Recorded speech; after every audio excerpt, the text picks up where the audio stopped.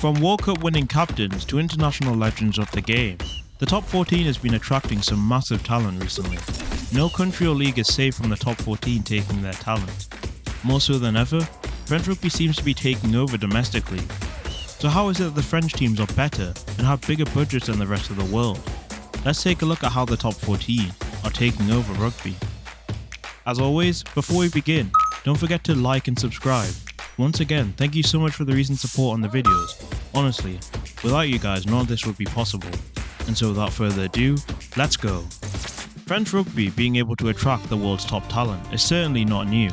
Legends of the game like Johnny Wilkinson, Brian Habana and Dan Carter all finished their domestic careers in France. For a long time, French rugby has been able to offer money to players that other leagues just can't match. But some things are just a little bit different at the moment. In the past, it was very often players towards the back end of their careers that headed to the top 14. Now, what we're seeing more and more is players in the middle of their primes giving up their international careers for the money that the top 14 are offering. That trend has resulted in the top 14 becoming the dominant domestic league. French clubs have won the Champions Cup the last 3 years in a row, which is only the second time it has ever happened, and the first time that has been done by 2 different clubs. And on top of that, French teams have also won the last 3 Challenge Cups. The gap between every other league and the top 14 only seems to be getting larger. Even with the introduction of the South African teams, the top 14 still looks by far the strongest league in European rugby. Even island-based team Leinster have been able to overcome the French teams in recent years, despite their own superstar roster. French rugby is taken over, and they are doing it with a mix of homegrown talent and international signings. It's not just a couple of teams in the top 14 either. The entire league features superstar names, and teams that could challenge in almost every other league around the world. The top 14 is the place to be, and this year especially, the league have been able to show off their signing power. A brand new Rugby World Cup cycle always brings about plenty of moves. This season has been no different, and the top 14 have been making the majority of them. World Cup winning captain Siya Kolisi left the Sharks to sign for Racing 92 in the summer, joining Young England superstar Henry Arundel and Welsh lock Will Rowlands as the Parisian summer acquisitions. Scottish fullback Blair Kinghorn headed to Toulon, while superstar centre Semi Radradra left Bristol for Lyon. The French league have even been able to poach top talent from Super Rugby. All Blacks winger Lester Fanganuku has put his international career on hold to sign for Toulon, alongside Wallabies fly half Noah Lalezio. Nepo Lolala, Sam Whitelock and Jack Goodhue all chose to end their All Blacks careers by heading to France to play their domestic rugby. More so than ever, players are giving up international rugby in search of the money that the top 14 is offering. So how is it that in the middle of rugby's financial crisis, top 14 are able to spend more money than pretty much every other league combined? Well, the reasoning is actually pretty simple. It starts with the fantastic TV deal that the top 14 has. In 2021, Canal Plus purchased the rights to show top 14 games for a whopping £389 million for a 4-year deal.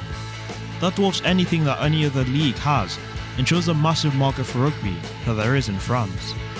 To put that into perspective, the current deal that TNT Sports has with Premiership Rugby is thought to be only around £110 million. The URC is thought to have a pretty similar deal, but they're multiple different broadcasters, while Super Rugby has a deal where it's just slightly less with their broadcasters.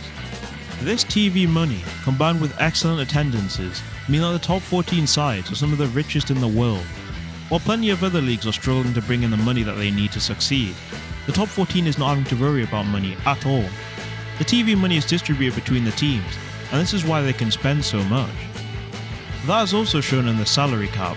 Both the top 14 and Pro D2 have salary caps of around £8.8 million, which excludes the players who graduated from academies. Premiership Rugby is currently at around £5 million, and a lot of teams are not able to maximise this value either. Even some of the teams in the French second division are able to attract top talent. England legend Courtney Lord could be playing his rugby in the Pro D2, France's second tier next season, if Brive are not promoted. Welsh legend George North could be joining him if X, no that's the actual club name, like not Twitter, like X, AIX, don't get promoted for next season. There are some fans and analysts around the world who believe the top 14's dominance could be a bad thing for rugby. For one thing, it does make European rugby a little less interesting, when the same country has teams winning it every season. You can't deny that the French teams have been the dominant force in European rugby for the last few seasons, and this year looks no different. With the superstar signings the league has made, teams like La Rochelle, Toulouse, Toulon and Racing 92 will be contenders in European competition for years to come. Many people believe that the South African teams will come in and dominate European rugby, but that hasn't happened so far, and a lot of that has to do with the French teams. There are also those who say that the top 14 draining top talent from other leagues should be stopped. Premiership Rugby, Super Rugby and the URC have all seen top talent depart for France in the last year. While rugby is very much a team game, fans watch for the superstars, particularly if those superstars are homegrown. The top 14 pinching top talent could reduce the amount of fans that are interested in other domestic leagues.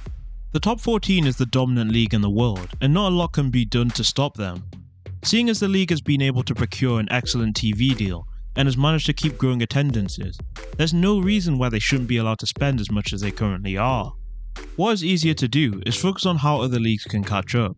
Seeing as players are making the move anyway, getting rid of the laws preventing foreign-based players from playing for their country is likely to be removed sooner rather than later. Other major leagues should be looking to create what the top 14 has. By producing exciting attacking rugby physical monsters all over the field, they have been able to capture a TV audience which has only grown over the last decade. Each top 14 club features loyal, die-hard fans who chant and scream, creating a brilliant atmosphere that makes fans want to go to more games. They are the dominant league because they are marketing their product far better than anyone else in the world. Be prepared for the top 14 to continue to dominate European rugby for a very long time. But why do you think the top 14 is dominating rugby right now? Put your thoughts in the comments down below. While you're down there, hit the like button and subscribe. Also, thanks for the support on the recent videos. With that all said and done, it's been your boy John Talks Rugby, and if you enjoyed this video, make sure to click on screen to watch my recent videos now. Thank you for watching, and I'll see you next time.